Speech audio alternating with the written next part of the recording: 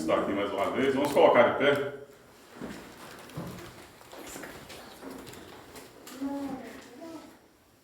Querido Deus e eterno Pai, aqui estão pequena parte do teu povo nesse momento. E cada um aqui eu tenho certeza que queremos nos entregar em tuas mãos. Mas sabemos que nessa comunidade algumas pessoas ainda precisam escutar de ti e tomar a decisão ao teu lado. Nós não sabemos o que está acontecendo na vida das famílias que foram citadas aqui, mas pedimos, Senhor, pelo teu poder, em nome de Jesus, que tudo isso possa ser resolvido. Sabemos também que não somente o povo de fora, mas o teu povo também passa por problemas. Seja qual for, Senhor, do teu povo que esteja aqui ou em qualquer lugar, que o Senhor possa, Senhor, atender de acordo com a tua vontade. E também fazer com que nós voltemos para ti, Senhor, antes que seja tarde demais. Nós, como teu povo, possamos saber a nossa responsabilidade, nos colocarmos em tuas mãos. E assim, Senhor, nós te pedimos em nome de Jesus. Amém.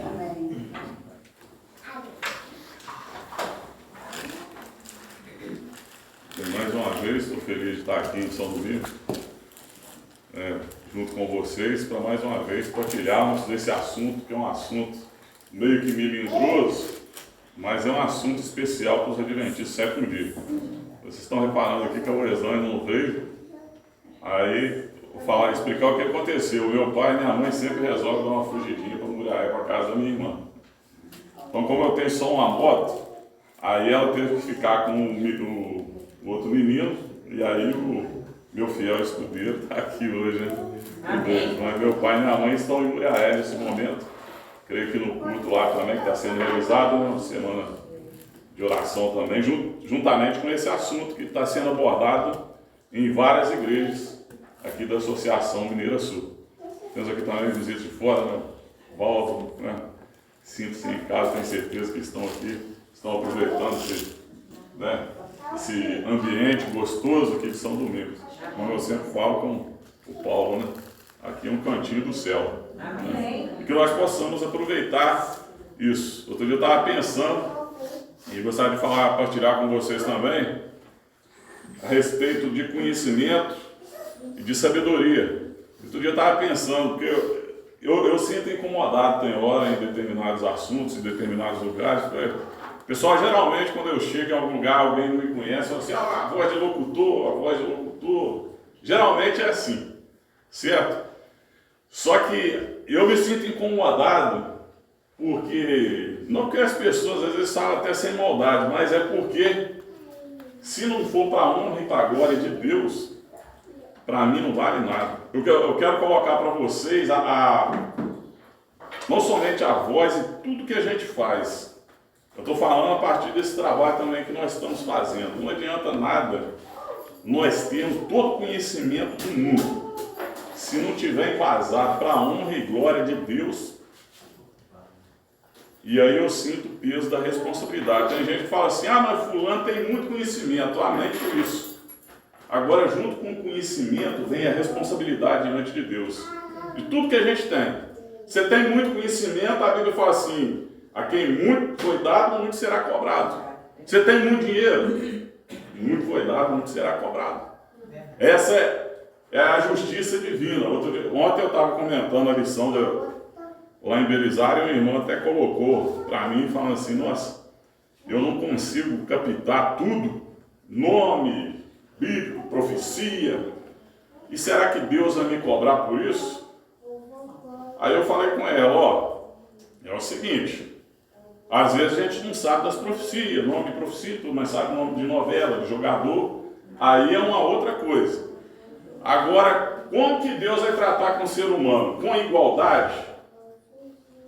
Se você for parar para analisar que Deus vai tratar todo mundo com igualdade, então todo mundo teria que ter a mesma quantidade de dinheiro, Bíblia e conhecimento do mesmo jeito. Aí eu estava até explicando para ela que a gente, estudando, agora eu vi uma foto de um pessoal assistindo futebol no campo desses gramados do interior, para ilustrar o que seria a igualdade. Igualdade é o seguinte, tem um menino, um jovem desse tamanho aí, é o Júnior. Ele está querendo assistir o jogo. Hoje muita gente está lá no Estádio Nacional assistindo lá, né, o Vasco. Mas vamos supor que o Júnior vai para um estádio que tenha um muro, uma certa altura, e eu vou junto com o Júnior. Eu estou fazendo isso para ilustrar se Deus fosse tratar com igualdade todo mundo. Aí vamos supor que Deus, ou o ser humano que fosse auxiliar nós lá no campo, que eu tenho certeza que Deus não está no meio de futebol, mas alguém que estivesse lá falasse assim, ó, para vocês assistir o jogo lá do lado de lá do campo, eu vou dar um caixote igual para todos os dois. Eu vou tratar vocês com igualdade. Aí ele me dá um caixote da mesma altura que o do Júnior. E aí tá lá o gramado lá do muro, né? Eu subo no caixote, tamanho igual e justo. Ó, assim, humanamente falando, a gente fala assim, foi feita justiça. Mas aí eu subo no caixote e dá para me ver o jogo. Eu tenho altura.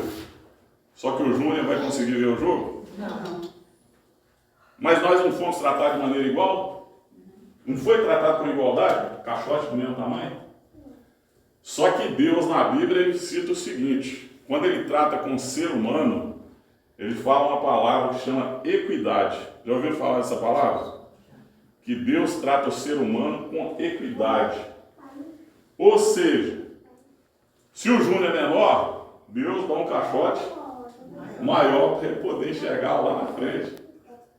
Porque se for assim, vamos supor, nos últimos dias, imagina só nos últimos dias, nós sendo perseguidos pelo poder do mundo e está lá um senhor de 70 anos de idade sofrendo a perseguição. Senhor de 70 anos, sofrendo as mesmas batalhas.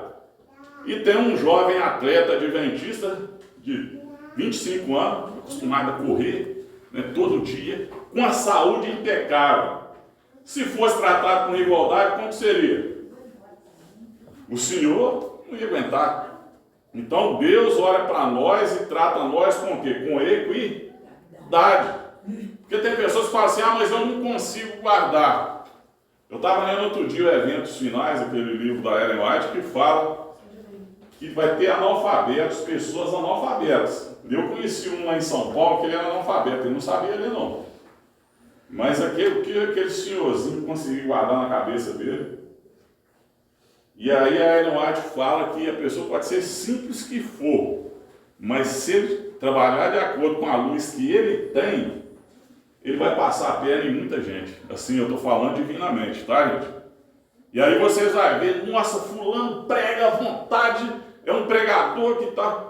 E tem aquele cara simples, mas é humilde, que busca a Deus, que você não está observando. Porque a Ellen White fala que ela estava até vindo com Deus aqui, a gente observou as estrelas. Quanto mais escuro, mais brilha. Então, às vezes a gente não dá nada para um irmãozinho simples, está ali na igreja, mas está ali, ó, com sinceridade de coração. E esses vão sobressair muito mais. E ela fala que muitas estrelas vão se apagar. Não sei quantos leram isso aí. Que no final muitas estrelas vão se apagar e muitos que são simples vão sair na frente, porque Deus julga nós de acordo com a luz que nós possuímos, as coisas que nós possuímos. Então Deus trata cada um com equidade. Eu estou falando isso por causa desse assunto do Apocalipse. A gente está tratando do Apocalipse, fulano sabe história, sabe tudo, mas e vocês não preocupam com isso. A preocupação em vocês tem que estar não em adquirir tanto conhecimento, mas sabedoria. Nós vamos até ler um versículo na Bíblia que se trata de conhecimento e sabedoria. Conhecimento, eu queria falar para vocês o seguinte: se for tratar pelo conhecimento, imagina Judas. Tem uma pessoa que conheceu mais Jesus do que Judas? Você conhece mais Jesus do que Judas? Seja sincero. Vocês aqui, alguém aqui conhece Jesus mais do que Judas? Assim, estou falando humanamente. Em questão de conhecimento, Judas tinha um conhecimento de Jesus danado, ele andava com ele dia e noite, dia e noite, dia e noite. Agora eu passo para outro personagem, Satanás. Tem um que tem mais conhecimento de Deus, do céu, do que Satanás. Ele viveu lá. Ele viveu lá. Agora eu paro para perguntar para vocês, conhecimento, muito conhecimento não vale nada quando não tem sabedoria. Porque se você tiver conhecimento e não for sábio para escolher o caminho certo, não adianta. Aí eu tenho todo o conhecimento do mundo, mas você não está decidindo por qual lado. Você está sendo sábio, e a Bíblia aplica isso. Ah, mas tem muito conhecimento, não resolve nada. Porque eu não estou sendo sábio para escolher os caminhos de Deus. A sabedoria equivoca. Porque se fosse, tem aquela música do Raul Seixas, eu não sou fã de música não, tá, gente? Mas eu já escutei. Aquela música que fala assim, eu nasci há quantos? 10 mil anos atrás e não era nada nesse mundo que eu não saiba demais. Então, se você for parar em área de conhecimento, você vai ver que o diabo, ele bate chinelo em qualquer um de nós. Agora, só que o conhecimento de Satanás não resolve nada, porque ele, para mim, aí eu vou taxar ele como burro, porque ele não é sábio para escolher o caminho certo. E você mesmo com conhecimento pequeno, se tiver sabedoria nas mãos de Jesus, você vai ser uma grande pessoa. Amém. Então o conhecimento do Apocalipse é bom, reforça a nossa fé. Agora o conhecimento do Apocalipse, se não tiver sabedoria, não resolve. Porque quando nós aprendemos a respeito do Apocalipse, é para aumentar o nosso conhecimento, mas para podermos também sermos o quê? Sábios e escolhermos o caminho que direito. Por isso que Jesus falou assim, este é o caminho que andai por ele. Te deu o caminho da vida e da morte. Ah, mas eu sei das doutrinas, sei do sábado, sei da igreja. E nós vemos que, infelizmente, vai muito adventista também para o inferno. E o inferno está cheio de pessoas de boa intenção. O inferno está cheio de pessoas de boa intenção. E boa intenção não resolve nada, o que resolve é a prática. Porque o poder das trevas, ele te respeita não muito pelo que você fala. Falar e joga a palavra fora. O poder das trevas, ele te respeita pelo que você fala e pelo que você faz mesmo. Faz, vive. E aí é que Satanás está avaliando cada um de nós durante a semana. Nós passamos uma semana nas nossas casas. Ele pesou na balança o que eu fiz durante a semana e que cada um de nós fizemos. Agora a igreja ajuda, porque aqui, onde nós viemos, reforçar a nossa fé. Mas conta muito no peso da balança o que nós fazemos diariamente. E é por isso que eu queria ler para vocês aqui o versículo, lá em Tiago, capítulo 1, versículo 5. Vou passar rapidinho aqui, só para vocês terem uma noção do que a palavra de Deus fala. Tiago, capítulo 1, versículo 5, fala assim, ó.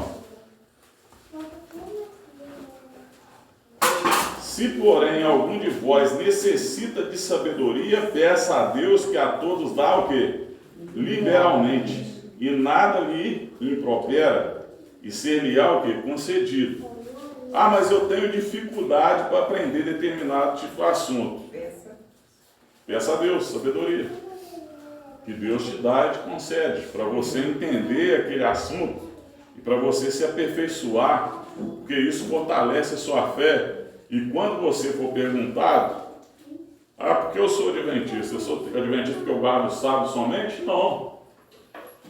Tem muitas coisas embasadas dentro da igreja adventista que formam um conjunto, do qual Cristo vai julgar cada um de nós.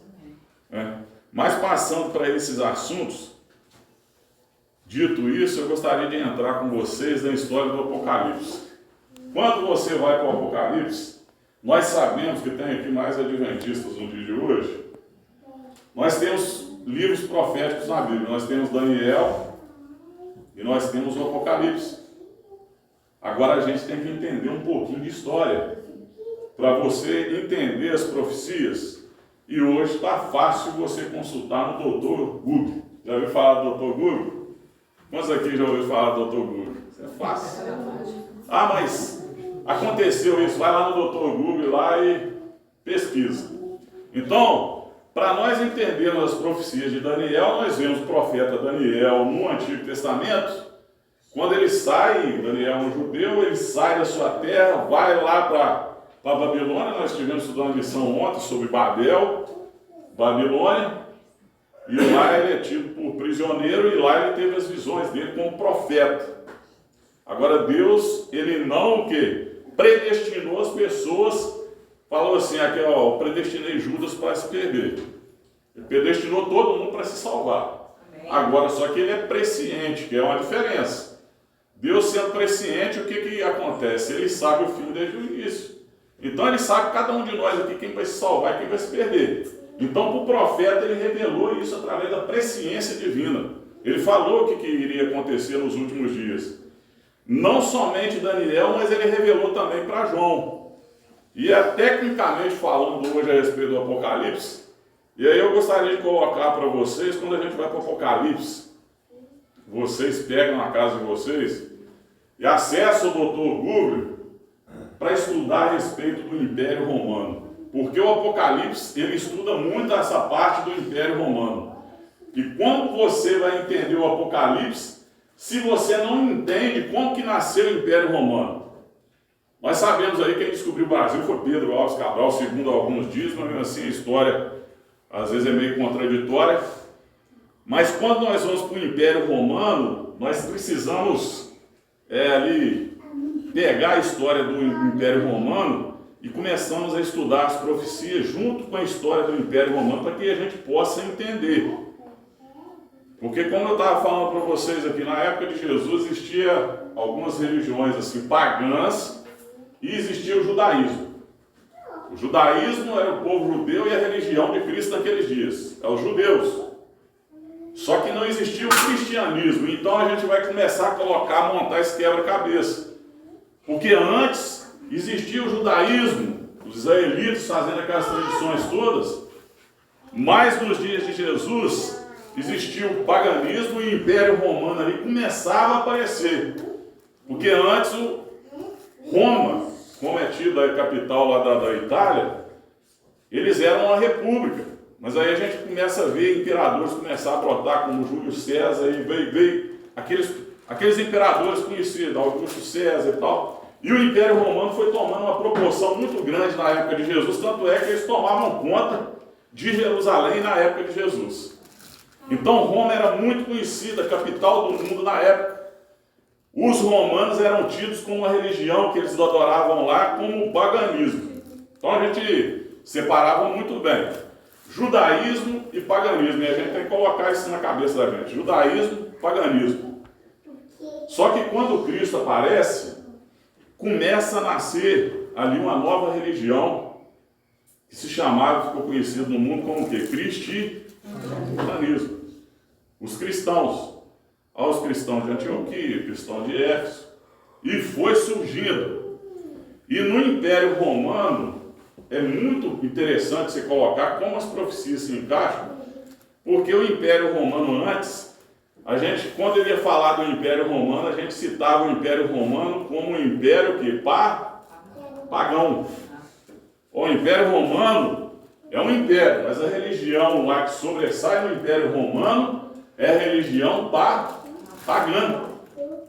Agora, para entender o Apocalipse, você tem que ver, e a gente está adventista, sabe isso de cor. Chegou na época de Constantino, a gente tem até a data, foi em março, acho que 323, ele se converte ao que? Ao cristianismo.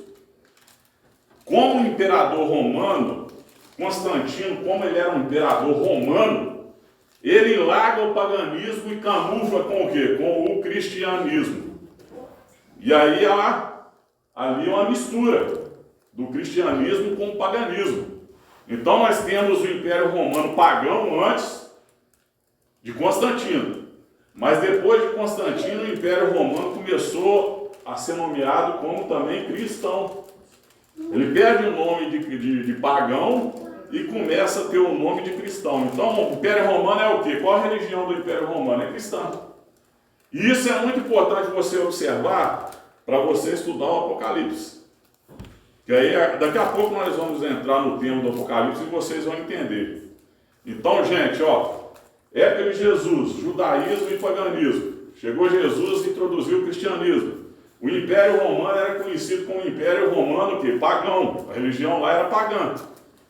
Agora, com Constantino convertendo-se nominalmente, o Império Romano começa a ter o nome de cristão. E aí nós temos duas etapas, porque no paganismo, os cristãos começaram a ser o quê? Perseguidos.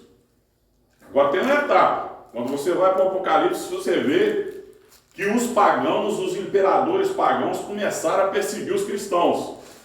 E quando você lê o grande conflito lá, você vê que o sangue dos cristãos era tido como o quê? Como semente.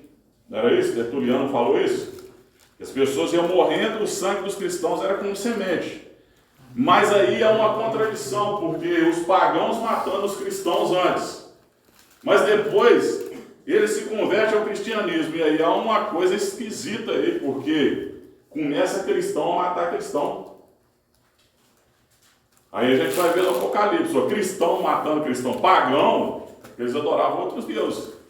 Agora, depois de Constantino, começa cristão a matar cristão, perseguir cristão.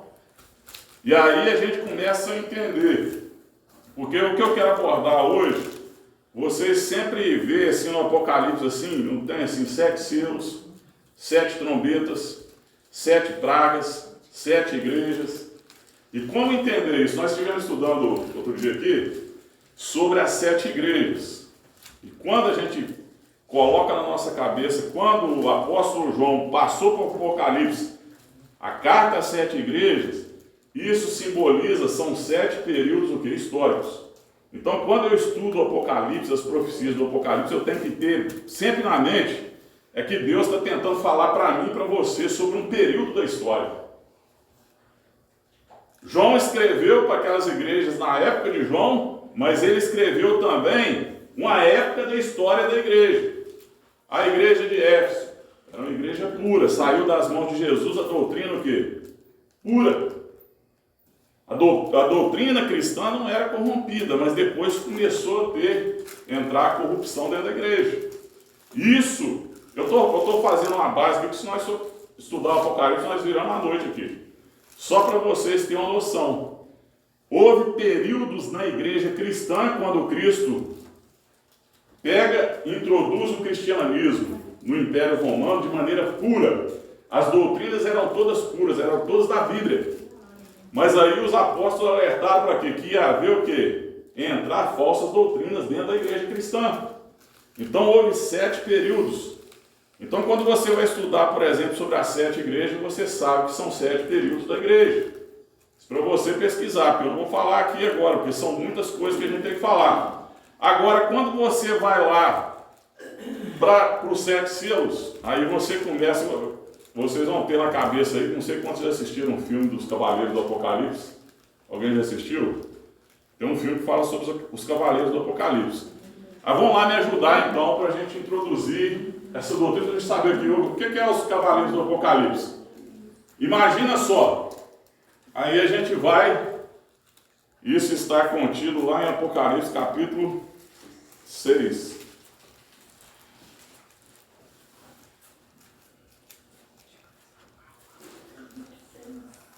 6, versículo 2.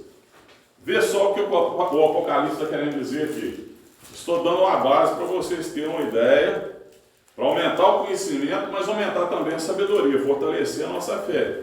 Porque quando o Apocalipse 6, versículo 2 fala assim, ó: vi então e eis um cavalo branco e o seu cavaleiro com um arco, e foi-lhe dado uma coroa, e ele saiu vencendo e para vencer. E aí eu tenho certeza que os adventistas aqui vão me ajudar. Cavalo branco. Aí seria um cavalo branco. O branco simboliza o quê? Paz e o quê? Pureza. Puro. Cavalo puro. Aí você vai para aquilo que eu falei, para o período da igreja. Porque quando a igreja saiu da mão de Jesus, ela saiu o quê? Ela saiu corrompida. Jesus, quando deixou para os discípulos assim, ó: eu estou deixando a igreja para vocês, a doutrina aqui, tudo corrompida? Não. Ele deixou o quê? Pura. As doutrinas eram puras, a igreja era pura, a igreja cristã saiu da mão de Jesus e dos apóstolos pura. Aí o cavalo branco começa a agir, porque ali é um período da igreja. Mas aí você vai ver ali no segundo selo, você vê o que? No versículo 3. Quando abriu o segundo selo, ouviu o segundo ser vivente dizendo: vem, e saiu outro cavalo, o que? Vermelho. Quando você pega o Império Romano, aí que eu quero introduzir com vocês para que vocês entendam. O Império Romano era pagão nessa época. E o que o Império Romano fez com os cristãos? Tem certeza? Com certeza. Começaram a matar os cristãos. E a morte daqueles cristãos, quando eles caíam no chão, o que acontecia? Eles derramavam o quê? Sangue. E o sangue é qual cor? É parecido com o sangue de um cavalo? Então, o período da igreja, que a igreja foi o quê? Ela foi perseguida. Ali era o cavalo vermelho, o período da igreja. A igreja estava sendo perseguida pelo Império Romano, que pagão. E aí eu quero ressaltar com vocês aqui. Eu não vou ler todos os versículos, mas quero que vocês absorvam isso. Cavalo vermelho, perseguição aos cristãos. Mas aí chega um momento que você vai ler aqui, ó, no terceiro selo. Aí o cavalo passa a ser preto. Preto. Quem tem medo de escuro aqui? Vocês têm medo de escuro? Oi? Eu não tenho medo não, mas não gosto de escuro. Não gosta de escuro porque no escuro, o que acontece no escuro?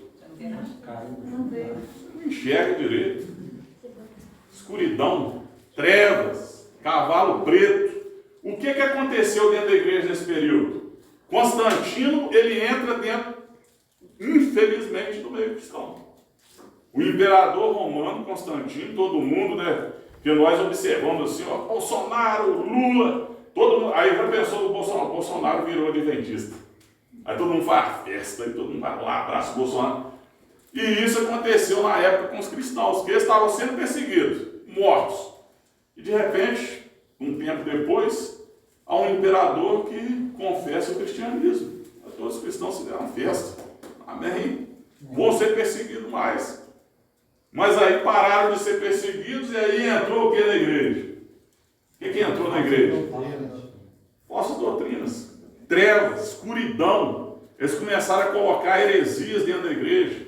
Aí aquilo que eu preguei aqui outro dia. Chegava Constantino, ele chegou para a igreja e falou assim, eu estou convertendo nominalmente, mas aquele Deus ali, que é o meu Deus ali, que vamos colocar o nome de Thor, que era o Deus pagão, eu vou trazer ele para o cristianismo. Agora eu tenho que trazer ele com outro nome, senão os cristãos não vão aceitar. Aí trazia o Deus e falava assim, isso aqui vai ser São Pedro. Ele com aquela intenção de ser o Deus pagão, mas os cristãos começaram a aceitar isso dentro da igreja. E aí começou a crescer as trevas dentro da igreja. Os cristãos começaram a parar de estudar a Bíblia. E aí houve o quê? Trevas dentro da igreja. E o diabo trabalhando. Outro dia eu até estava comentando com vocês a respeito de Satanás. Hoje eu posso até ter liberdade de falar um pouco. Satanás gosta de imitar. Né? Ele vai imitar o anticristo. Ele vai imitar o quê? Cristo, né? Aliás. Então ele vai imitar Jesus. Agora, se Satanás consegue imitar Jesus e consegue imitar um morto que há muito tempo partiu desse mundo. Aí eu estava pensando, será que ele não vai conseguir imitar? Para analisar. Em 1900 e pouco, 1917, não sei, aconteceu lá em Portugal, num lugar chamado Fátima, uma aparição da Nossa Senhora de Fátima, que eles falam. Se Satanás consegue personificar qualquer coisa que ele quiser, vocês acham que ele não vai conseguir personificar a que eles falam que é mãe de Jesus? Imagina só o estrago. Imagina só o estrago. Agora em 2019 aí, antes de acontecer esse surgimento dessa Covid, o Papa Francisco já tinha estabelecido um encontro lá em Fátima. E os 3 pastorzinhos viram alguma coisa sobrenatural lá. Agora a gente não pode polemizar, porque se falar isso com uma pessoa que é católica, ele não vai gostar, né? Mas provavelmente, biblicamente, quando você vai ver, você vê as artimanhas do inimigo por trás de tudo isso, colocando trevas sobre a igreja. Agora, depois surge o 4º cavalo. O 4º cavalo é o quê? Amarelo. Esse 4º cavalo amarelo, vou dar só uma... Às vezes, alguém já até leu a historinha aqui, mas eu vou dar uma ilustração para vocês. Quando vocês batem um martelo no dedo, aí o sangue fica o quê? Fica o quê? Preto, não fica? O dedo fica meio preto assim. Mas o dedo está morto? Não. Está morto, não está morto. Tomou uma pancada o sangue coagula e fica meio que escuro. Mas seu dedo está vivo ali. Agora, se o dedo de uma pessoa estiver amarelo, se encontrar alguém caído com os dedos amarelos, o que você pensa? Morto. Está morto. Está morto. Então a igreja, ela passou por esse período. Branco, cavalo branco, pureza. Vermelho, perseguição. Depois ela entra no período de trevas, mas ali ela estava ainda respirando com a ajuda de aparelhos. Mas aí entra o quê? Cavalo amarelo. Cavalo amarelo. A morte espiritual, total, dos cristãos. Se não fosse por intervenção divina, a igreja teria se sumido do mapa. Mas aí nós temos um período que houve uma morte espiritual no mundo. E poucas pessoas que seguiam a palavra de Deus, na realidade, lá naqueles montes valdenses, albigenses, naquela parte da Europa lá. Então a igreja passou por um período de morte. E os cristãos estavam matando o quê? Cristãos. Porque acontece, chegou na época da Inquisição, milhares e milhares de cristãos foram mortos. Tanto é que quando você vai aqui para o quinto selo, aí você vê assim, ó, quando ele abriu o quinto selo, vê o quê? Debaixo do altar as almas daqueles que tinham sido mortos por causa da palavra